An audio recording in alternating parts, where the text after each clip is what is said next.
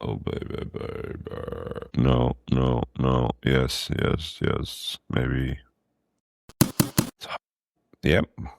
We good? I can't hear you. Good. Say something. Good. I haven't said anything yet. I Say just something. self-perform. I'm saying something. Saying something. That's good. Hello.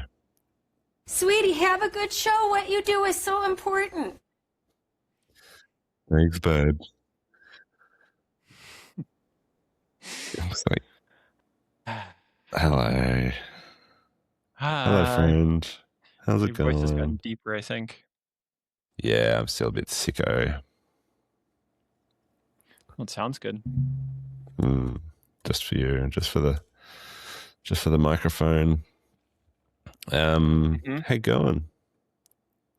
For the listeners. Pretty good. It's been a quirky week, I think. I don't know. I feel like I'm like off to the side here. I'm all crooked. You're all crooked. You're a bit quiet. I've spent a lot of time out in the UMC shop Oh, cool. organizing and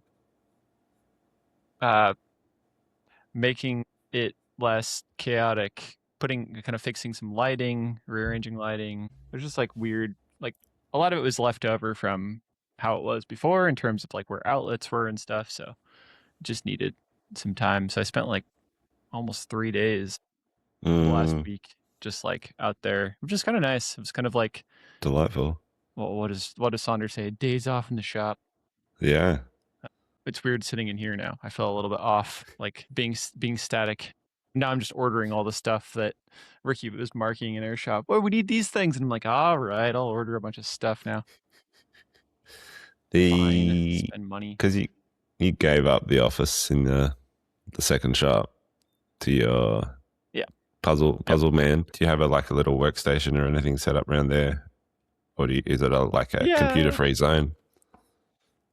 No, I have this. I call it my teacher's desk, and I got like a cheap, like it goes up and down, but it's like a moving cart that you would see in America anyway. Like maybe like at a hospital or like at a school where you can like walk around with it on. It has casters and the little desk on top, and I put my laptop on that and kind of wander around with it now, like a administrator or something. I don't know what to call it. I like it.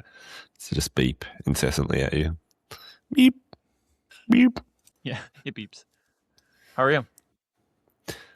I'm okay. Pretty on the low side, low ebb. I think just because I've been sick for the best part of a week now, but kind of just powering through it for the most part. So yeah, it's been challenging parenting week, or challenging cash flow week, and yeah, it's fun. I don't know. Maybe this is the beginning of starting to see a little drop off in sales. We've had a pretty strong run for the last 6 or 7 weeks, and this is the first week where it's been a real struggle to close target for a while. So don't know what that's about. Maybe I'm just paying for my lack of focus the last 2 weeks because we had such a little run. I was getting a bit blasé, perhaps. Maybe, don't know. Yeah. Excuse me. Well, I have a related story to that you just made me think of. Did I tell you about how I accidentally killed our sales for like 4 or 5 days? No. I thought, oh, I'll be smart. I'll put up a little pop-up on the site to get people's email if they're like just dropping off for our big sale coming up in May. Yeah. And that was well, I don't know if I'm going to get the dates wrong now. It was a Thursday, 2 Thursdays ago or something like that. And we had a pretty good Friday sales. And then usually we have like a couple sales over the weekend, and then Monday kicks back off, and we have, weekdays, we have pretty good sales. And it was just absolutely dead after Friday. And I was like, oh no, like we're talking like less than a third or a quarter of our normal sales per day. Just like, something's wrong. Like I just, by 2 or 3 days into that, I was like, this hasn't happened this whole year. Like in third of a year, we haven't had sales like this. I'm thinking, I'm like, oh my God, I made a pop-up advertising the sale, and, you know, basically like trying to get people to sign up for the email list. I turned that off and I woke up the next day to 2 sales in the morning, which hadn't happened since I turned it on. And we've kind of returned to normal after that. But like, I don't know. I guess my point is maybe check and see if you've had any pop-ups on your website that are advertising a sale. Do you think it was Stupid. just turning people away because they were going to wait for the sale? What do you think? Why do you think that That's was? my theory. Yeah. Yeah. That, you know, whether they would have bought something or not in the moment, it's a huge deterrent to like, not that I'm trying to hide the sale, but just like I need to make money till we get to the sale too. So, like too far out.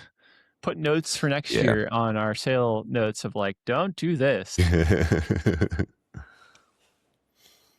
Oh well, at least he realized. Yes. There's lots of things just every time I look at my website at the moment, I'm like, I should do something about that and something about that. And I've been so slack with those little like, what do you call it? Like conversion optimization. Yeah. Like, I just haven't done much of that for a long time. And it's just a growing list, which is becoming a bit overwhelming. But yeah, I need to get into that more. Because like we get decent, like our traffic is decent. Like there's plenty of people hitting our website. That's always quite a consistent metric. And yeah. And you know, I mean, your purchases, your primary product is not an easy just convert right away. It's like I got to measure stuff. I got to like it's definitely like a consideration.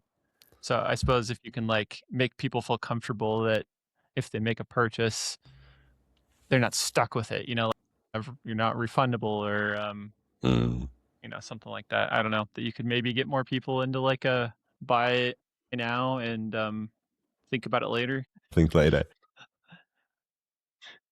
That's the pop-up you need. I did ask the like little Shopify sidekick thing the other day. Like, can you have a look at my site and tell me what I'm doing wrong? And I was quite impressed with its analysis, actually. I was like, yeah, fair point. Oh, yeah, I should do that. Yeah, cool. There's a whole bunch of things. I hadn't thought about that to analyze the front end stuff. Huh. I'm always just asking it for like projections and like, oh, I need to reorder this brand. Like, let me know what I should, you know, like trying to get like helping me do like logistical stuff, which has been pretty good. Yeah. Choice. I had the same kind of, I mean, I've been bitching about this and I just looked at the dates and it's the last time I was touched, it was 2024. I sent you a link to a guy that had tagged me in something on Instagram about how he was taking a version of our inventory Airtable that's like a post on our website. He had found it and he's a manufacturer, CNC manufacturer, and that he appreciated it and that he was making his own version off of our like template. And I sent it to you. And this is not to neg him in any way if he hears this, but between you and I thought it was fun because we both have hated the AI tool, but it was his best experience using AI so far. And I was like, maybe need to try some more options because that thing is pretty rough. It did a really nice job for what he was asking, but the reason I brought that up is because he was showing in his Instagram video like on our old Squarespace, like linking to it. And I was like, oh no, don't link to the old Squarespace. Like that's don't show people that. It's so Try to delete that. I like spent like way too long today, like redirecting that page. So I went to the Shopify and fixing that, and it had like so many problems. I still have like 30 of those damn things to fix. I feel like that's, and I can't for the life of me think of a way to make it better, faster. That's got to be the longest running project thread in this podcast, surely, is your migration of that website. I had a whole conversation with Claude about it. I was trying to use it as like therapy one day. I was like, I've got this project that just won't go away. I can't finish it. I've had employees work on it. And it's like, oh yeah, just delegate that to your new shop coordinator. And I was like, but, and I give it all these reasons, and it's like, oh wait, yeah, that is more complex. That's like SEO optimization and all these weird little nuances, coding. And you would think that like an agent, like an AI tool, could do it, but I can't figure out a way to like. Shopify is the holdup, basically. I can't interact with Shopify in a reasonable way, so that's where I can't. Shopify's got pretty extensive MCPs now, though. Have you checked out like the cursor connections to Shopify? I need to try that. Yeah. Yeah. No, I haven't used cursor like you are. I guess I kind of use it as more just coding and not MCP related. But I guess that makes sense. There's a new one that came out, I think, 2 or 3 weeks ago, as far as I'm aware, that its official Shopify release seems like a very extensive connection to Shopify from Cursor with all sorts, heaps of tools. Pretty much anything you'd want to do is possible, as far as I can tell. Might be worth a look. Yep, that'd be good. The things that I've done to create like scripts and stuff to like move like our help desk was so much more complicated, I thought, than moving some blog posts between Squarespace and Shopify, and it just like befuddled me for years. So here's a question: like in a lot of ways, in my world or my circles, you are the face of like small workshop Airtable. Like if you search Justin PDX Airtable, you get a lot of web hits with your mug over a green background with an Airtable logo. Oh, hi. Was I shocked about the Airtable? Huh? How, assuming you'll keep that content out in the world, which I think you should. Mm-hmm. Is there an avenue for sort of content for AirShop where you can sort of speak about why you transitioned away from Airtable? Yeah, that's a good point. Could be an interesting angle because, you've been the Airtable master for so long. Could be an interesting take as like.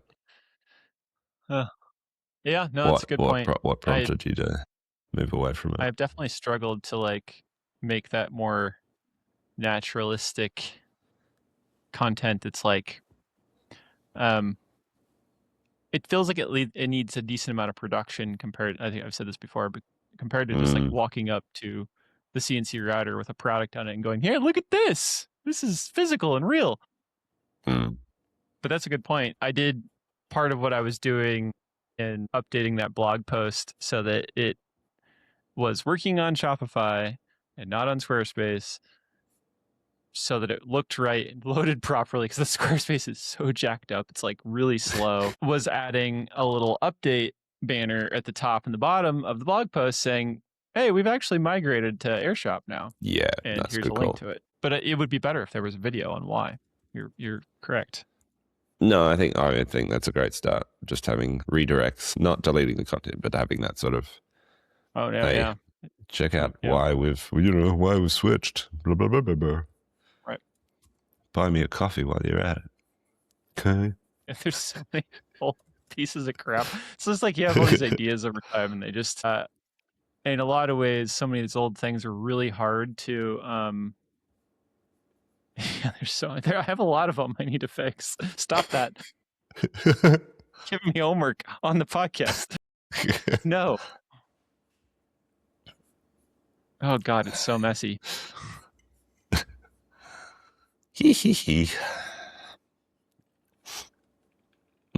have you been out of work, like not at work working because you felt pretty terrible? No. Most of my sort of sickest days aligned with my weekend. So I was parenting for most of it. And then, been at work the last 3 days. Powering on. Yeah.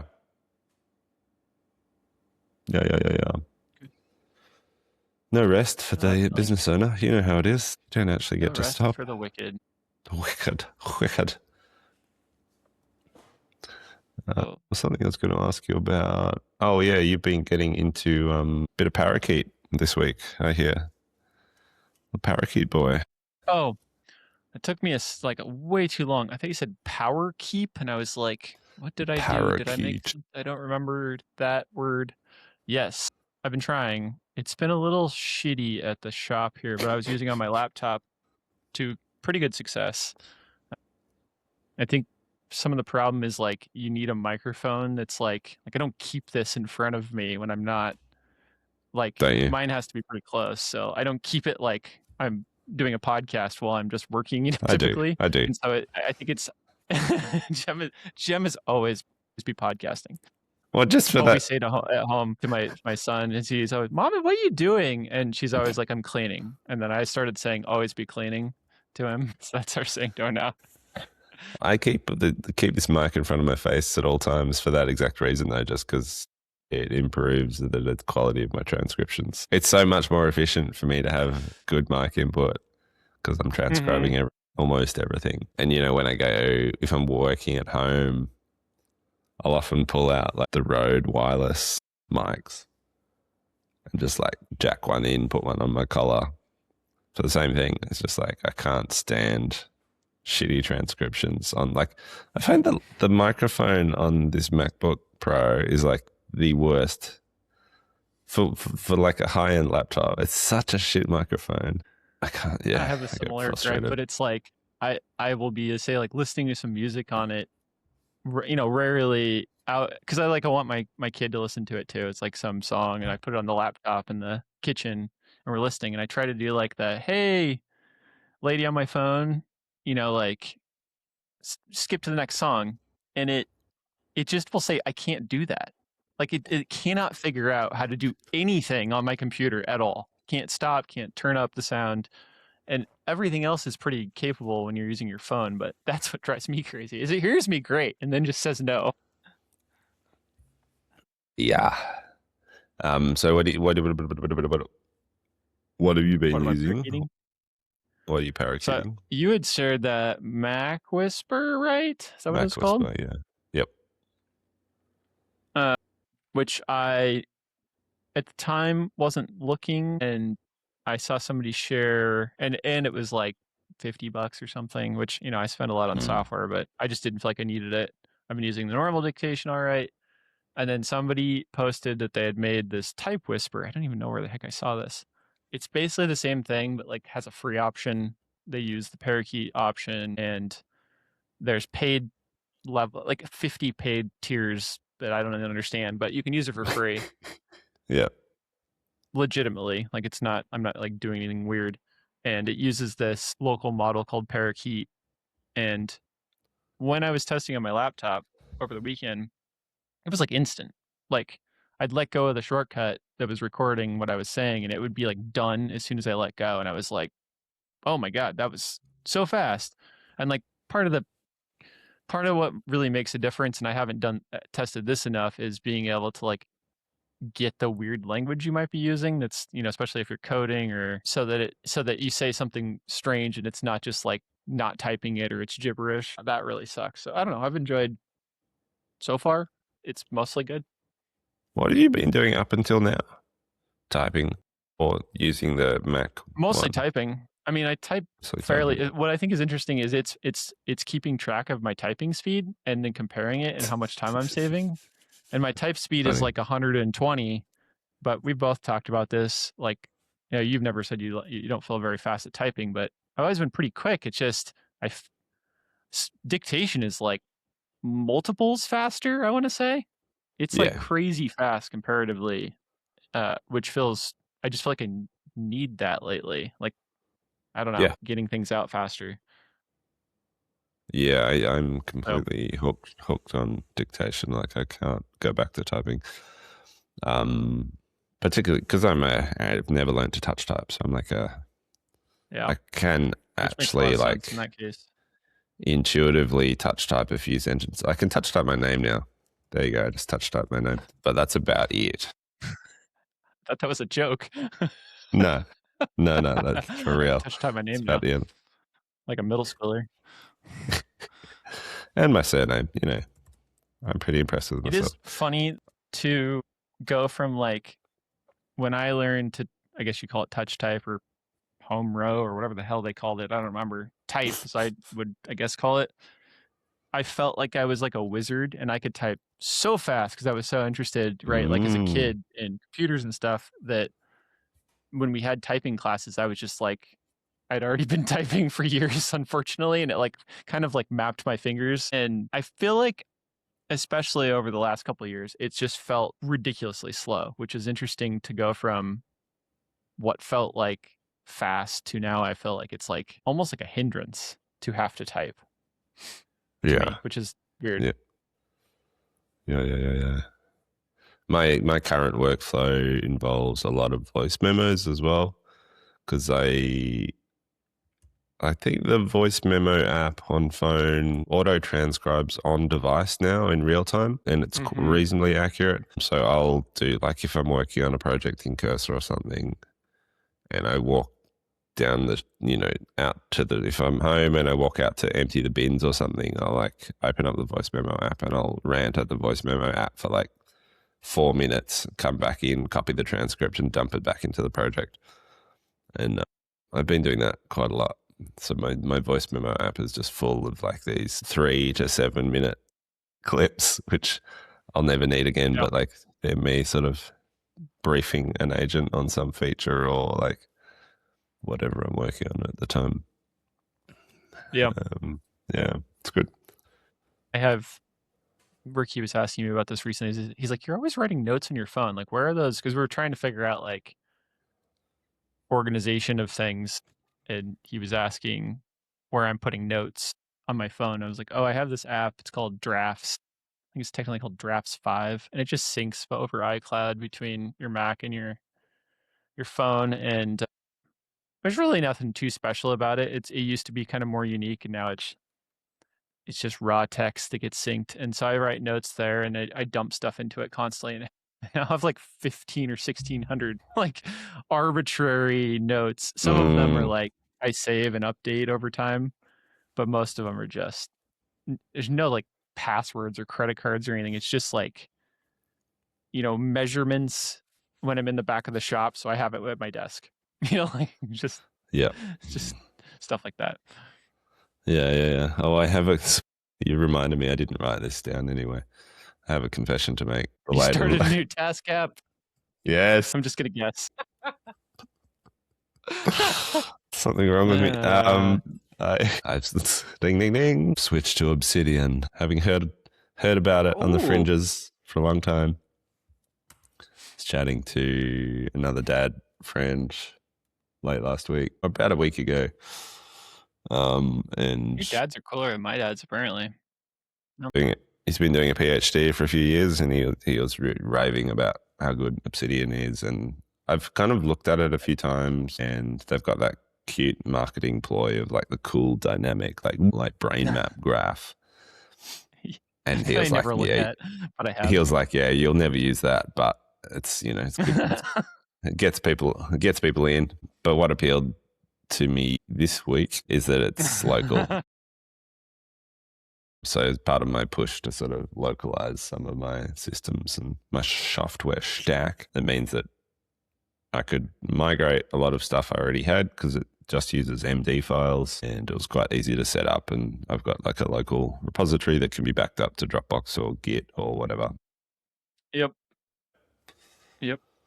So yes, I have migrated yet again. Too. Git with Obsid. I used called NVOlt was the thing that I used for, close to a decade. It still exists, but it was just like this ridiculously simple text editor, but it allowed you to kind of like quickly move between raw text files and edit them, and it like auto saved, if I remember right. It was really nice, super fast, like no latency to like open them. So you'd have the same kind of like bulk folder of file of .md, .txt files, whatever they were. So like there was no like technology to it, which was great. And so I eventually moved, I think that stopped working or something. And I eventually started Obsidian, and I still have it. I just like don't really use it anymore. It just, there's another layer of complexity to it that I I keep coming back to this, like when I just need to write something down, I just throw it in this drafts app that has no organization at all, which is chaos. But I've kind of just accepted that at this point, that Yeah, cool.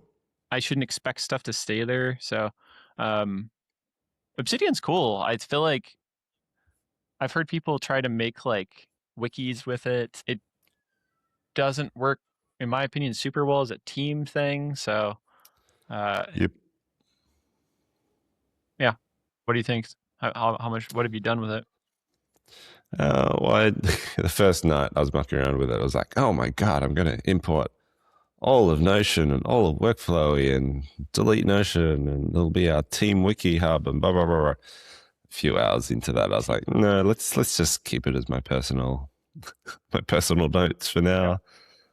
There doesn't seem to be a great way to like distinguish between, Notion's quite good at that of like, cool, all of this stuff is shareable amongst the team and all of this stuff is locked down and private. Whereas Obsidian's sort of less suited, I think, to that distinction. Yeah. You probably have separate bases for separate functions. I migrated all my journal entries. No, I haven't. I've deliberately sort of restrained myself from looking at any plugins. It's like skinning Winamp, but like times 10. Like it's just endless, like cool. I'm sure, and I haven't even used it since vibe coding started. Like Obsidian, I know, right? So I can only imagine what is in there now. It was only when people knew how to code were making stuff for it. So I'm sure it's even crazier, better than it was. Yep. Yeah, it's cool. Yeah. Stay tuned for an update on that in 6 weeks when I switch to something else. Well, I wrote down, I can't wait for Back to the Cloud 2.0 when you... Oh, yeah. When I come crawling back. Locals. I don't know what happened. It's all gone. It like corrupted. My server died, so, I thought I'd just migrate everything back to the cloud, It's so cheap.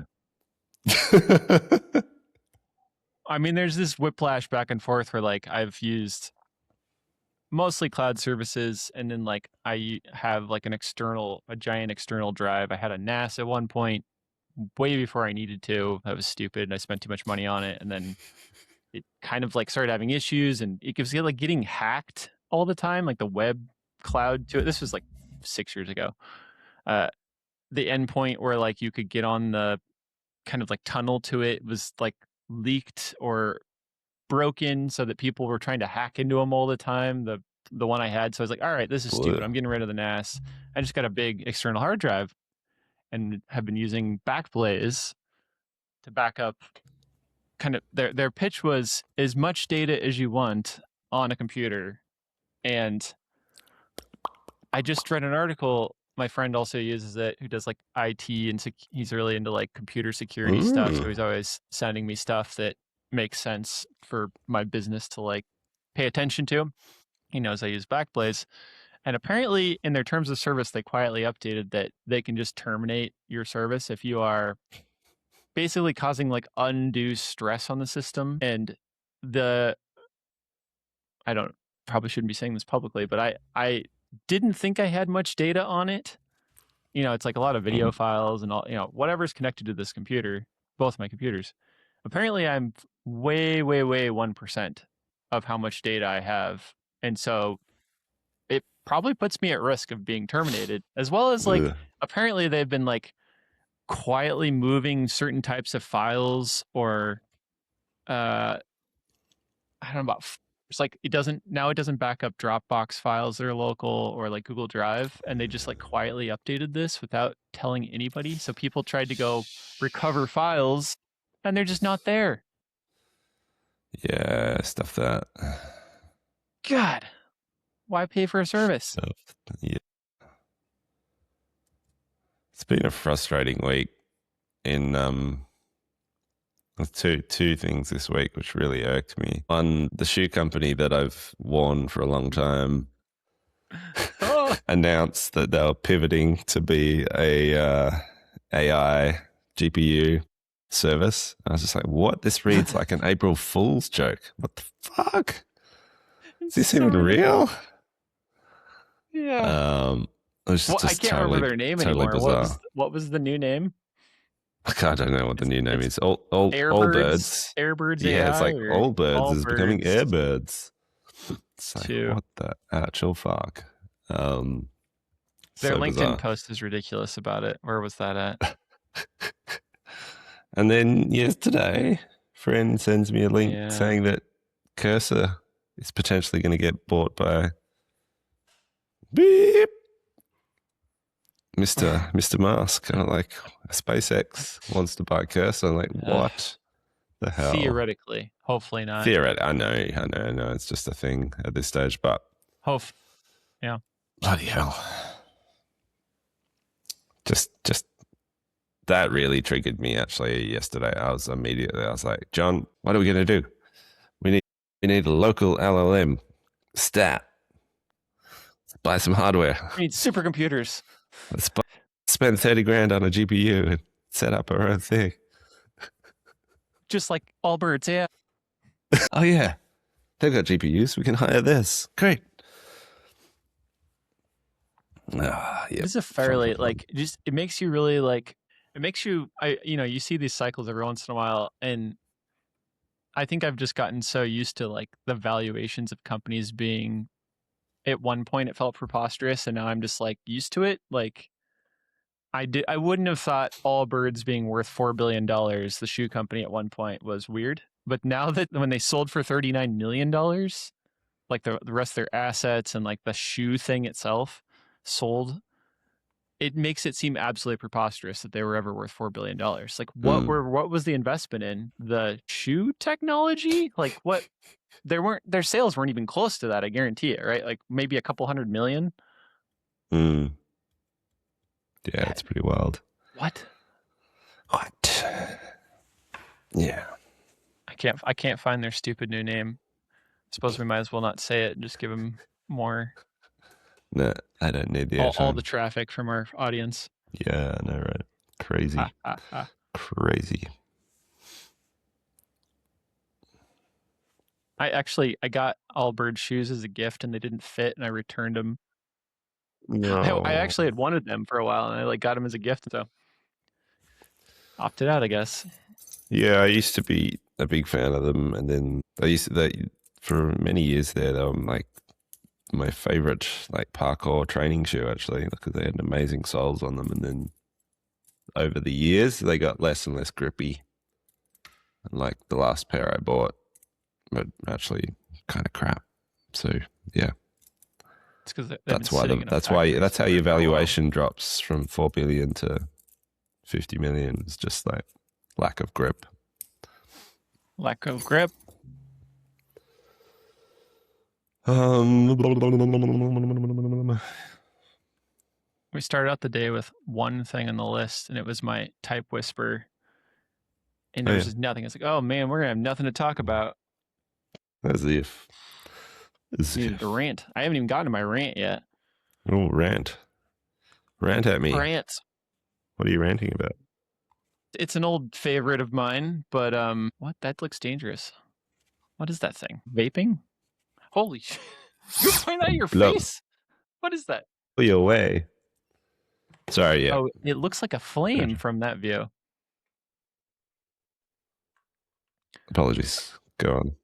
I had a salesperson from one of the companies we are a distributor of stop by. I'd never had met them yesterday, and we had a decent talk, and there was a lot of conversation. They're used to selling to most of their other distributors are pretty old school brick and mortar.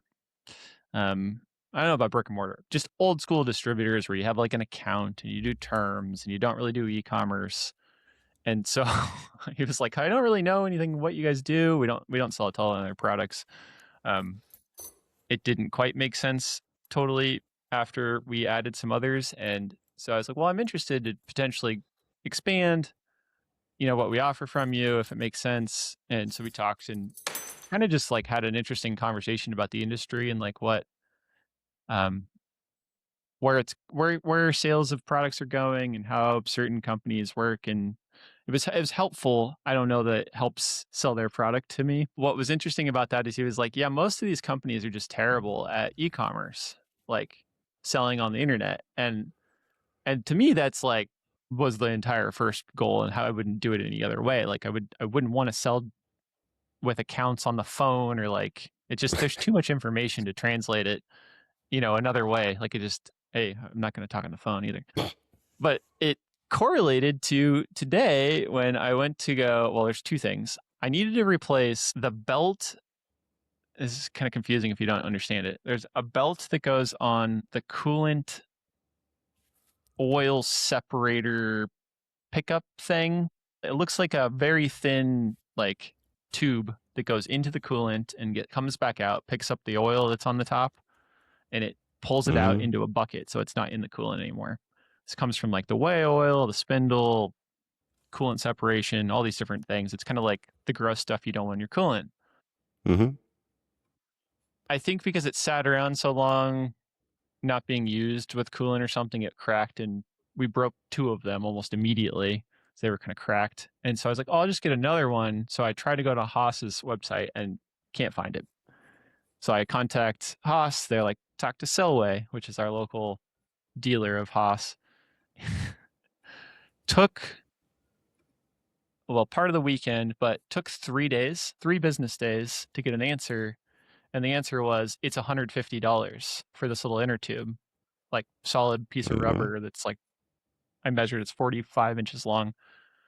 And it comes with all these replacement parts. It took like 6 people to give me this answer. They actually just acted like they didn't know what it was in the first place. Which Haas is actually pretty good about like most of the stuff's on their website. But this one, they're like, oh no, you have to talk to the local dealer, and they didn't have any idea. Local dealer was like, I don't know, we don't know what that is. Let's talk to Haas. And I was like, cool, all right. I'm not trying to like make a big deal out of what happened, but it just all relates to me. So, a guy named Jake from Forefront Manufacturing, I was asking on Discord. He's like, oh, I actually got rid of that machine. I still have some extra of those tubes. And so I just sent him a label, and he sent them to me. And I was like, super cool. Thanks, man. That's super nice. And he's like, you should just upgrade to this other type of coolant filtration thing that most people do. It's called a next gen. I'm going to buy that. So I look at this other company. Sorry, long rant here. And we've actually sold them some products. And they don't resell them, but they've sold them to their customers, I believe. And I was like, yeah, I think I've looked at their website. It seems like you have to sign up for the account to get pricing or anything. And I just usually walk away from those. He's like, yeah, it's a little annoying, but like their price was the best on this thing. And I was like, okay, I'll do it. So I sign up, enter my email, my shipping and billing address, and then push submit. And it didn't take long. It's like a half an hour, and I got approved for their web shop. So I go try to check out, and it's like, you don't have any addresses. You can't check out. And I was like, but I submitted what? And so I went and like, it said contact support. So I contact support. My address is listed in the support ticket. And I'm like, what the fuck? Like, how is everybody so bad at this stuff? It was like, why is my address listed here, but I can't use it? And they're like, oh, you have to wait an hour until it updates. What? Updates what? Like a server query in India? Like what? I don't understand what's happening here. They also don't have live pricing at all. You just get billed for it eventually. This is not a crate shipment. This is like ground shipment. Yeah, well. No public pricing. I just had a series of frustrating, stupid things, and I just don't understand how. Why is it like this? I don't know, man. Why is it like that? Is it just Is it just a generational thing? Like these? It's got to be. Is it just, the next person hasn't taken over these companies who is driven to update them? Or, I mean, it must work for them at some level, right? They're still in business. Yeah. Like, something's working. It's funny. It's funny that like, on one side, I can gripe about it being the purchaser, but on the other side, being a person that sells stuff on the internet, I'm like, yeah, keep sucking. I'd rather take that lunch from you, you know, like I'd rather have a great website checkout experience where people are like, this is so easy. I'll just buy from them. You know, like you can keep being bad at this. That's fine. Like as long as I can buy stuff fairly easy once in a while. I don't know. Yeah, I think I avoid half of that rant out, but avoid using anything like that. I think like the closest, you know, any supplier that doesn't have like an online checkout, I get pretty much walk away from. I think the only exception is if, you know, if I need a bearing in a hurry, if a machine's down due to a bearing, I have a guy I can call and a bearing appears like hours later, which is fantastic. That's kind of, and there's definitely no like online transaction occurring in that instance. It's just like, it's like the opposite end. It's like how I think traditional service should work, of like you pick up the phone, you get an expert who knows what you're talking about, and they're like, oh yeah, don't get that one, get this model number of that bearing because it'll work better for that application. And then like a couple of hours later, the courier arrives with a package, and it's like, and they bill you later. That's fantastic. But yeah, like I feel like if you're not going to have a tech solution to your sales pipeline, then stuff should just happen. I don't know. You know what I mean? No, that's true. It should be, you should be billed later if they're not going to make it easy. And I was just thinking about some of the local services and even like stuff across the country that we like buy, and like they won't save my credit card, or they require payment up front, but there's no easy way to do that. And I don't know what the situation is there. I'm sure you guys are smarter about this generally, but there's so many companies that want me to send them my credit card information through a web, not a web form. That would be fine if it's secure, like in a PDF with my signature on it, or just in the plain text of the email. I'm like, are you an idiot? Why would I do this? Like, it's so dumb. Amazing. And they won't ship until you do. Yeah. I've had a few like paint shops who have, with our sort of informal permission over the phone, have like kept our credit card details under the counter, just written on a scrap of paper, because that's how they operate. I'm like, cool, man, whatever works for you. If that's going to make my checkout process easier, that's fine. Yeah. If I've had credit card fraud a few times, and I'm almost certain it's because of situations like those where it's like some local company, it could be around the country too, where like just keeping it in a spreadsheet somewhere, and that spreadsheet gets, some kid comes in that's like, oh, these are useful. You know, these numbers. Not the boomers. We had our first credit card fraud, actually, I think, ever in the history of the business, just last week. And I'm pretty sure it was because one of the guys left a card sitting on the front seat while they were doing deliveries, and someone must have just like taken a photo of the digits through the window. As far as I can tell, I don't know. It could have been leaked some other way, but it's fired. Thankfully, the transactions that appeared were relatively low value. It was only a couple of $100, but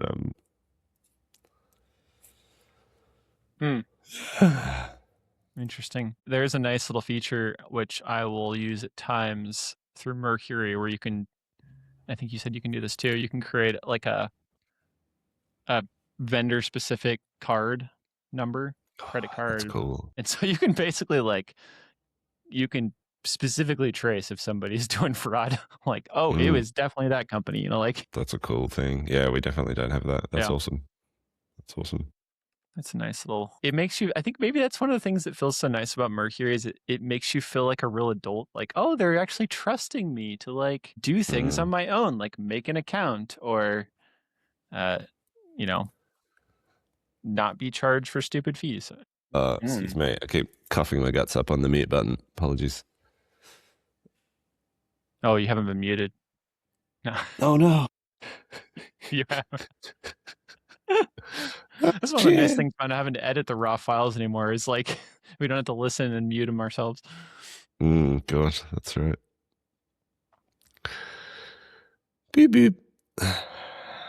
Beep, beep.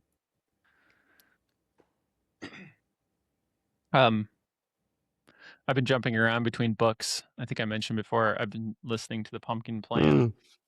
I think I don't remember who said it last. Maybe Dylan was talking about it. And Mike M, I never know how to say his last name. He's fairly entertaining.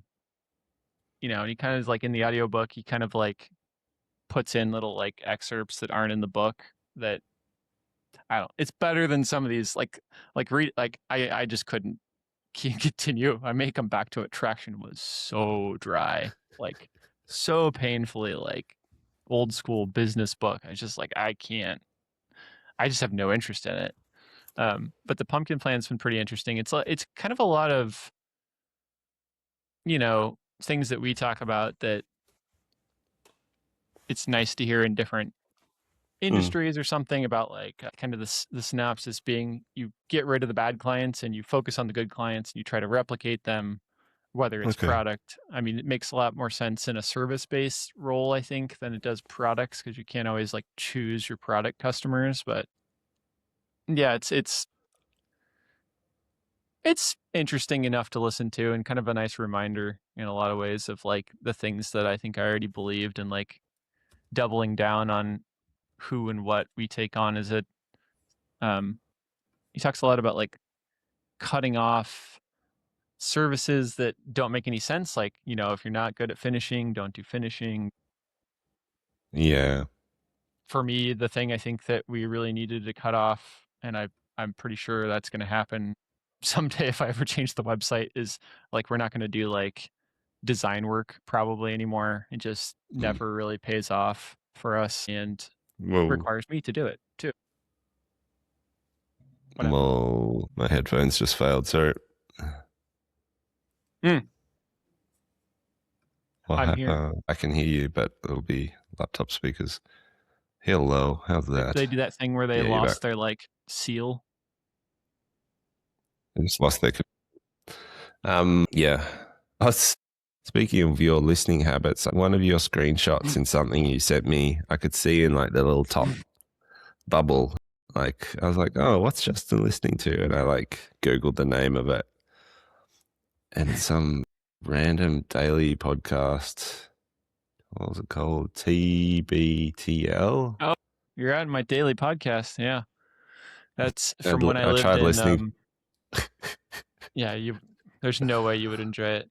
I tried listening to one episode and I was like, what the fuck is this? What's Justin filling his brain with? Started as a radio show in Seattle when I moved to Seattle, and my friend was listening to it and he's like, you should try this. And podcasts were like fairly new at the time.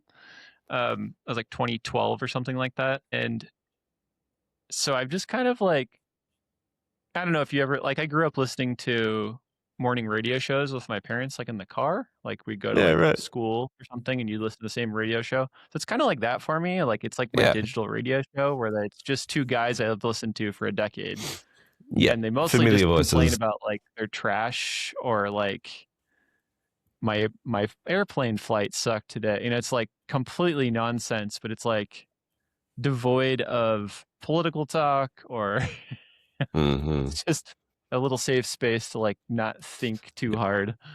That makes sense. Yeah. It's on episode 4,000. I was amazed. That makes more sense because as I was listening to it, I was like, are these guys trying to be like, they're very button happy? They've obviously got a lot of samples and buttons and stuff. And I was like, I've stolen a few that of them. Makes sense that it was a radio. It makes sense that it was a radio show now. Cool. Yeah. Cool, man. Well, I might take myself. I'd love to go back to bed, but no, I must go parent the little ones. Podcast went long. You're just at work still. Gonna go take a nap in my upstairs bed hammock, whatever you sleep in, on the floor. It'd be amazing. I've got a good mattress upstairs. It's quite comfy. Well, it's been a pleasure, as always. Yep. Glad you're alive. Thank you. Likewise, I'll see you next time. See ya. Boy, Yeah, see ya. I was like, wait, are we gonna see you next time? Yes. See you then. What's happened? That took like 10 seconds.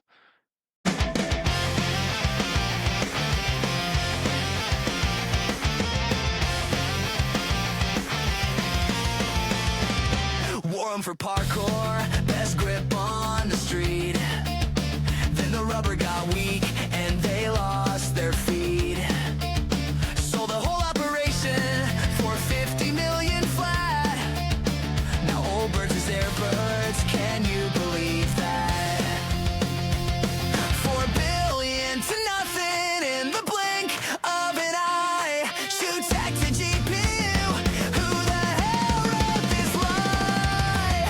Old birds took my shows, gave me server racks instead. Old birds took my shows, I want my woolly tread.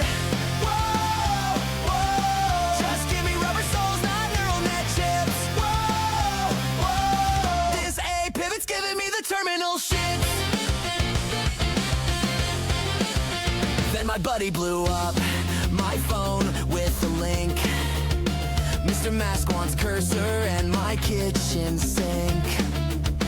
I yelled at my partner, we need local LLM stat.